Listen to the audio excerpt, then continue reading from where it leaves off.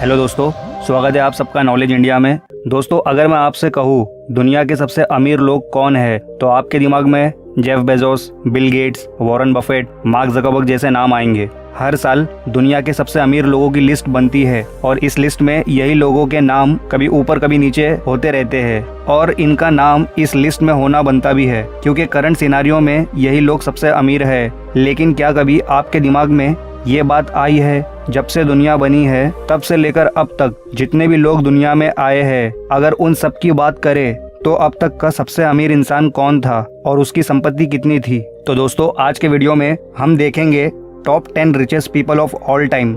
इनकी दौलत के आगे आज के बिलियनर्स कुछ भी नहीं है। इस लिस्ट को इतिहासकारों ने और एक्सपर्ट्स ने बनाया है, जिसमें ना कि सिर्फ बिजनेसमैन है बल्कि राजा, महाराजा, बड़े बड़े शासक भी शामिल है। दोस्तों, आपसे एक रिक्वेस्ट है, इस वीडियो को आखिर तक जरूर देखें। एंड में इस वीडियो से रिलेटेड कुछ एक्स्ट्रा इन्फॉर्मेशन भी है आपके लिए। तो चलिए बिना वक्त गवाए शुरू करते हैं वीडियो को। और अगर आपने इस चैनल को सब्सक्राइब नहीं किया है तो कर लो और बगल वाले बेल आइकन को भी ऑन कर देना। 10th पोजीशन पर है हेनरी फोर्ड। हेनरी फोर्ड का जीवन काल 30 जुलाई 1863 से 7 अप्रैल 1947 तक था। हेनरी एक अमेरिकन इंडस्ट्रियलिस्ट और बिजनेस मैग्नेट थे और ये फोर्ड मोटर कंपनी के फाउंडर भी थे। हेनरी अपनी कंपनी के प्रोडक्शन में चीफ डेवलपर थे असेंबली लाइन टेक्निक के। उस जमाने में कार सिर्फ कुछ चुनिंदा अमीर लोगों के पास ही हुआ करती थी। हर कोई कार को अफोर्ड नहीं कर सकता था, लेकिन हेनरी की फोर्ड मोटर कंपनी ने पहली ऐसी गाड़ी बनाई जिसे मिडिल क्लास अमेरिकन भी अफोर्ड कर सकते थे। हेनरी के ऐसा करने से अमेरिका के सड़कों की काया ही पलट गई। हर तरफ गाड़ियां दिखने लगी और फोर्ड मोटर कंपनी गाड़ियों का बहुत हाई लेवल मास प्रोडक्शन करने लगी, जिससे हेनरी फोर्ड बहुत अमीर बन गए और पूरी दुनिया में प्रसिद्ध हो गए। फिर कुछ वक्त बाद फोर्ड मोटर कंपनी ने मॉडल टी लॉन्च किया, जिसने ट्रांसपोर्टेशन इंडस्ट्री में तहलका मचा दिया। फिर इससे हेनरी फोर्ड और अमीर बने। अगर आज के वक्त के हिसाब से देखा जाए तो उस वक्त हेनरी फोर्ड का नेटवर्थ था 200 बिलियन US डॉलर्स। अगर भारतीय रुपए में देखें तो लगभग 15 लाख करोड़ रुपए होते हैं। 9th पोजीशन पर है बेसिल सेकंड। बेसिल सेकंड का जीवन काल 958 से 15 दिसंबर 1025 तक था। बेसिल एक एम्परर थे। आज के वक्त में टर्की का जो कैपिटल है इस्तांबुल, किसी जमाने में इस शहर का नाम कॉन्स्टेंटिनोपल हुआ करता था। ऑटोमन साम्राज्य से पहले बाइजेंटाइन साम्राज्य की हुकूमत हुआ करती थी कॉन्स्टेंटिनोपल पर, और कॉन्स्टेंटिनोपल बाइजेंटाइन अम्पायर का कैपिटल हुआ करता था, जहां का राजा बेसिल सेकंड था। बेसिल सेकंड ने करीब 50 साल तक राज किया और वो अपने वक्त का सबसे अमीर राजा था। अगर आज के हिसाब से देखें तो बेसिल सेकंड का नेटवर्थ था 210 बिलियन US डॉलर्स, जो भारतीय रुपए में होते हैं करीब 15,75,000 करोड़ रुपए। 8th पोजीशन पर है कॉर्नेलियस वेंडरबिल्ट। वेंडरबिल्ट का जीवन काल 27 मई 1794 से 14 जनवरी 1877 तक था। कॉर्नेलियस वेंडरबिल्ट एक अमेरिकन बिजनेस मैग्नेट थे, जिन्होंने अपनी दौलत रेल रोड और शिपिंग के बिजनेस से बनाई थी। वेंडरबिल्ट अपने पिता का बिजनेस संभाल रहे थे, इनलैंड वाटर ट्रेड का। इन्होंने इस बिजनेस को बहुत बड़ा कर दिया था। उस वक्त रेल रोड इंडस्ट्री बहुत तेजी से उभर रही थी, तो वेंडरबिल्ट ने रेल रोड इंडस्ट्री में इन्वेस्ट करने का सोचा और इन्वेस्ट कर भी दिया। देखते ही देखते वेंडरबिल्ट ने न्यूयॉर्क सेंट्रल रेल रोड को ओन कर लिया। रेल रोड इंडस्ट्री और शिपिंग में वेंडरबिल्ट के बराबर कोई भी नहीं था। अगर आज के हिसाब से देखा जाए तो उस वक्त कॉर्नेलियस वेंडरबिल्ट का नेटवर्थ था 215 बिलियन US डॉलर्स, जो भारतीय रुपए में होते हैं लगभग 16,12,500 करोड़ रुपए। 7th पोजीशन पर है मीर उस्मान अली खान, निजाम ऑफ हैदराबाद, इंडिया। उस्मान अली खान का जीवन काल 6 अप्रैल 1886 से 24 फरवरी 1967 तक था, जिसमें से उस्मान अली खान 37 साल अपनी राजगद्दी पर बैठ पाए। फिर भारत देश आज़ाद हो गया। वह हैदराबाद के आखिरी निजाम रहे। मीर उस्मान अली खान अपने वक्त के दुनिया के सबसे अमीर इंसान थे, जिसके लिए 1937 में USA की फेमस टाइम मैगजीन के कवर पर उन्हें फीचर भी किया गया था। उस्मान अली खान की रईसी इस कदर थी कि एक जैकब नाम का डायमंड, जो अब तक का दुनिया का 5वां सबसे बड़ा हीरा है, इस हीरे की कीमत 40 मिलियन डॉलर्स है, भारतीय रुपए में लगभग 300 करोड़ रुपए। ये हीरा निजाम की ज्वेलरी का एक मामूली सा हिस्सा था, जिसे निजाम अपनी टेबल पर रखते थे और पेपर वेट के तौर पर इस्तेमाल करते थे। इसके अलावा निज़ाम के कार कलेक्शन में 50 रोल्स रॉयस गाड़ियां थी और देखभाल के लिए 300 नौकर थे। निज़ाम ने अपने शासनकाल में हैदराबाद में इलेक्ट्रिसिटी का निर्माण किया, रेलवेज, रोड्स और एयरपोर्ट भी बनवाए। निज़ाम अपना पैसा एजुकेशन सेक्टर में ज़्यादा खर्च करते थे, इसलिए यूनिवर्सिटीज़ और हॉस्पिटल्स भी बनवाए निज़ाम ने। अगर आज के हिसाब से देखा जाए तो उस वक्त मीर उस्मान अली खान का नेटवर्थ 236 बिलियन यूएस डॉलर्स था। अगर भारतीय रुपए में देखें तो लगभग 17,70,000 करोड़ रुपए होते हैं। लेकिन Guinness book of world record का कहना है कि मीर उस्मान अली खान का नेटवर्थ 750 बिलियन यूएस डॉलर्स था। 6th पोजीशन पर है Nicholas second of Russia. Nicholas को जार ऑफ रशिया भी कहा जाता है। निकोलास सेकंड का जीवन काल 18 मई 1867 से 17 जुलाई 1918 तक था। निकोलास पूरे रशिया के आखिरी एम्परर थे। रूसो जापानीज वॉर में जापान से हारने के बाद निकोलास ने रशिया में बहुत से बदलाव किए, जैसे लिटरेसी प्रोग्राम्स बनाए, मॉडर्न इंफ्रास्ट्रक्चर सेट किया और बड़े पैमाने पर इंडस्ट्रीज लगवाई और रशियन मिलिट्री में भी बदलाव किए। लेकिन जो रशियन कम्युनिस्ट थे उनका कहना था कि निकोलस एक वीक लीडर है जिसकी लीडरशिप बहुत कमजोर है। रूसो जापानीज वॉर में निकोलास के गलत डिसीजंस की वजह से लाखों मिलिट्रीज की जान चली गई। 1917 में फरवरी रिवॉल्यूशन के बाद न्यू रिवॉल्यूशनाइज्ड गवर्नमेंट ने निकोलास की संपत्ति सीज कर ली। निकोलास और उसके बेटे को बंदी बना लिया और जुलाई 1918 में निकोलास के साथ साथ निकोलास की बीवी, बच्चे और वफादार नौकरों का भी मर्डर कर दिया गया। अगर हम आज के हिसाब से देखें तो निकोलास का उस वक्त का नेटवर्थ था 300 बिलियन यूएस डॉलर्स और अगर भारतीय रुपए में देखें तो लगभग 22,50,000 करोड़ रुपए होते हैं। 5th पोजीशन पर है एंड्रयू कार्नेगी। एंड्रयू कार्नेगी का जीवन काल 25 नवंबर 1835 से 11 अगस्त 1919 तक था। एंड्रयू एक स्कॉटिश अमेरिकन और फिलेंथ्रोपिस्ट थे। एंड्रयू कार्नेगी स्कॉटलैंड में जन्मे थे। 12 साल की उम्र में अपने माँ बाप के साथ 1848 में यूएसए शिफ्ट हो गए थे। एंड्रयू ने एज अ टेलीग्राफर काम करना शुरू कर दिया था। 1860 में एंड्रयू ने इन्वेस्टमेंट्स किए रेल रोड, स्लीपिंग कार्स में, ब्रिजेस और ऑयल ड्रिक्स में, जिससे एंड्रयू को बहुत ज़्यादा फायदा हुआ।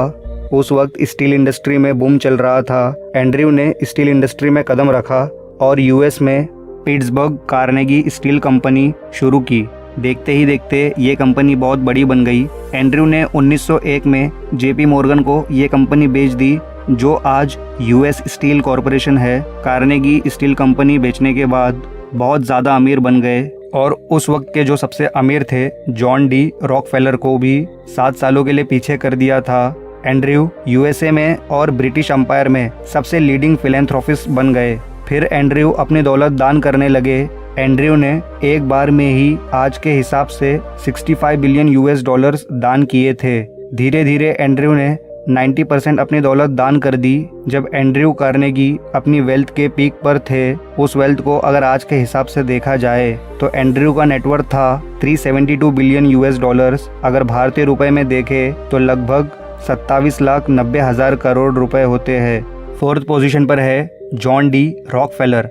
रॉकफेलर का जीवन काल 8 जुलाई 1839 से 23 मई 1937 तक था। जॉन एक अमेरिकन बिजनेस मैग्नेट और फिलेंथ्रोपिस्ट थे। जॉन डी रॉकफेलर को अब तक का सबसे अमीर अमेरिकन कहा जाता है। जॉन का जन्म एक लोअर मिडिल क्लास फैमिली में हुआ था। जॉन 16 साल की उम्र में असिस्टेंट बुक कीपर की जॉब करने लगे। वहाँ जॉन ने बुक्स पढ़ना शुरू कर दिया, जिससे अलग अलग फील्ड का नॉलेज मिला और बिजनेस का भी। जॉन ने 20 साल की उम्र में अलग अलग छोटे बिजनेस में पार्टनरशिप बना ली थी। देखते ही देखते जॉन अमीर होने लगे। फिर जॉन ने ऑयल रिफाइनिंग बिजनेस पर कंसंट्रेट करने का सोचा। 1870 में जॉन ने स्टैंडर्ड ऑयल कंपनी शुरू की और इस कंपनी को जॉन ने 1897 तक चलाया।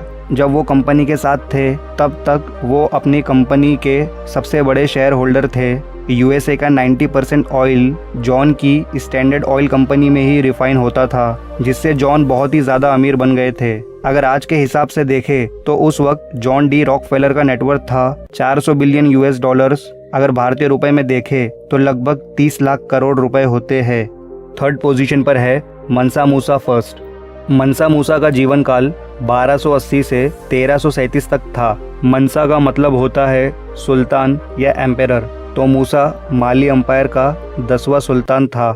माली वेस्ट अफ्रीका का एक देश है जब मंसा मूसा का राज माली पर था, तब माली देश दुनिया का सबसे ज़्यादा गोल्ड प्रोड्यूस करने वाला देश था। इसलिए उस वक्त मूसा से अमीर दुनिया में कोई नहीं था। मंसा मूसा की संपत्ति का पता तब चला जब मूसा मक्का के लिए अपनी हज यात्रा पर निकला। इस यात्रा में घुड़सवार, पैदल सैनिक सब मिलाकर लगभग 60,000 लोग शामिल थे और इस हज यात्रा में 80 ऊँट भी शामिल थे और हर एक ऊँट पर 140 किलो सोना लदा हुआ था। मूसा का काफिला जिस रास्ते से गुजरता, उस रास्ते में आने वाले भिखारी अमीर बन जाते। मूसा का काफिला जब इजिप्ट से गुजरा तो मूसा ने इतने सोने के सिक्के बांटे कि सभी भिखारी अमीर हो गए, जिससे पूरे मिस्र देश में महंगाई आ गई थी। मूसा की रियासत में सिर्फ माली देश नहीं आता था, आज के मॉडर्न अफ्रीका के कई देश आते थे। मूसा की सेना में 2 लाख सैनिक थे। अगर आज के वक्त के हिसाब से देखा जाए तो उस वक्त मंसा मूसा का नेटवर्थ था 415 बिलियन $। अगर भारतीय रुपए में देखें तो लगभग 31 लाख 12,500 करोड़ रुपए होते हैं। लेकिन दुनिया की मशहूर टाइम मैगजीन का कहना है कि मंसा मूसा की एक्चुअल संपत्ति को नापने का कोई तरीका नहीं है। हम ठीक अंदाज़ा नहीं लगा सकते मूसा की संपत्ति कितनी थी। सेकंड पोजीशन पर है जैकब फुगर। जैकब का जीवन काल 6 मार्च 1459 से 30 दिसंबर 1525 तक था। जैकब फुगर एक बहुत बड़े जर्मन मर्चेंट, माइनिंग, एंटरप्रेन्योर और बैंकर थे। जैकब का जन्म फुगर मर्चेंट फैमिली में हुआ था। ये फैमिली काफ़ी रिच और बिजनेसमैन की फैमिली थी। जैकब ने वेनिस में 14 साल की उम्र में एजुकेशन लेना शुरू किया। वहाँ वो काफ़ी लंबे अरसे तक रहे। 1487 तक वेनिस जैकब का मेन रेसिडेंस रहा। जैकब जब बिजनेस में आए तो अपना खानदानी बिजनेस देख रहे थे, लेकिन जब जैकब ने मार्केट में मेटल्स की बढ़ती मांग को देखा तो माइनिंग करने का सोचा और मेटल की माइनिंग करनी शुरू कर दी, स्पेशली कॉपर्स की।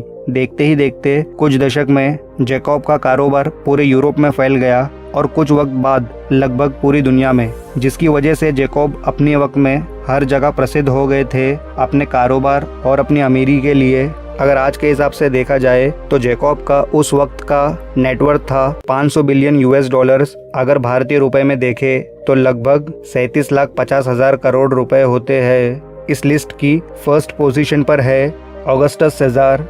ऑगस्टस सीज़र का जीवन काल 63 BC से 14 AD तक था। ऑगस्टस सीज़र एक रोमन स्टेट्समैन और मिलिट्री लीडर थे जो आगे जाकर रोमन एम्पायर के पहले शासक बने और ये फर्स्ट रूलर थे जूलियो क्लाउडियन डायनेस्टी के। ऑगस्टस को इतिहास का अब तक का सबसे इफेक्टिव और कंट्रोवर्शियल लीडर माना जाता है।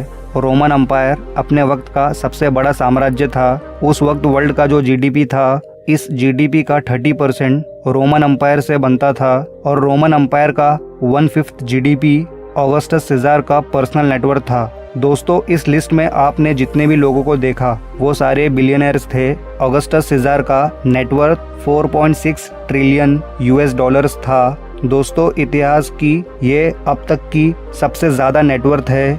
अगर अमेज़न के जेफ बेजोस की बात करें तो ये इस वक्त दुनिया के सबसे अमीर इंसान है। इस वक्त इनका करंट लेटेस्ट नेटवर्थ है 172 बिलियन $। ऑगस्टस सीज़र का नेटवर्थ इससे 26 गुना ज़्यादा था, जिससे आप अंदाज़ा लगा सकते हो कितना ज़्यादा ये नेटवर्थ था। अगर हम 4.6 ट्रिलियन $, को भारतीय रुपए में देखें तो लगभग 3 करोड़ 45 लाख करोड़ रुपए होते हैं। अब एक्स्ट्रा इन्फॉर्मेशन की बात करते हैं, लेकिन दोस्तों, इतिहासकारों और एक्सपर्ट्स का मानना है कि सिर्फ ऑगस्टस सीज़र ही ट्रिलियनर नहीं थे। ट्रिलियनर होने का पोटेंशियल और 3 शासकों में था, लेकिन इनकी संपत्ति के ज़्यादा एविडेंस ना मिलने के कारण ये लोग इस लिस्ट में नहीं है। पर लेकिन ऐसा कहा जाता है कि ये लोग भी ट्रिलियनर थे। Number 3 emperor Shenzong of China, number 2 king Solomon of Israel और नंबर 1 जंगेज खान। दोस्तों, अगर आपको ये वीडियो पसंद आया हो तो लाइक और शेयर ज़रूर करना और आपको ये वीडियो कैसा लगा नीचे कमेंट करके ज़रूर बताएं। और अगर आप इस चैनल पर नए हो तो चैनल को सब्सक्राइब करके बेल आइकन को ऑन ज़रूर करना, ताकि मेरे आने वाले ऐसे ही अमेजिंग वीडियोस आपको तुरंत मिल जाए। और थैंक यू सो मच इस वीडियो को यहाँ तक देखने के लिए। तो मिलते हैं नेक्स्ट वीडियो में। Good bye.